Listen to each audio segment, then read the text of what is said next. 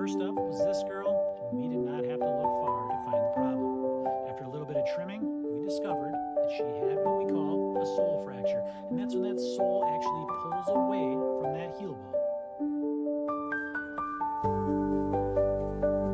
We used a lot of chlorhexidine and trimmed away a lot of that loose horn that was around that area. We cleaned it up really well and wrapped her with salicylic acid. A couple weeks later, we came back, and this is what it looked like.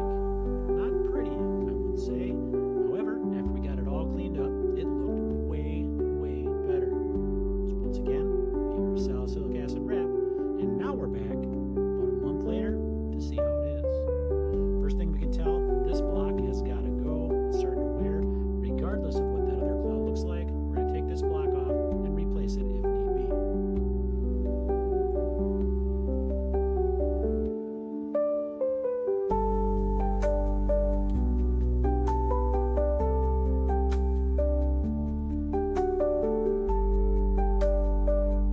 That baby is really on there. Now you might think it would just be a lot easier to grind that thing off, but the way that that rubber is, it really doesn't grind that well. So the best thing to do is just keep prying away and pop that glue free, and eventually it comes off.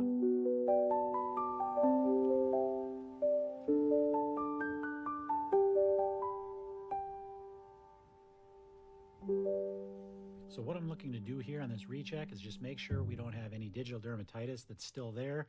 That's going to keep this from healing. There is a little bit in between those two claws, you might be able to see there. And then I'm just going to trim this up and make sure I've got the correct sole thicknesses across both claws.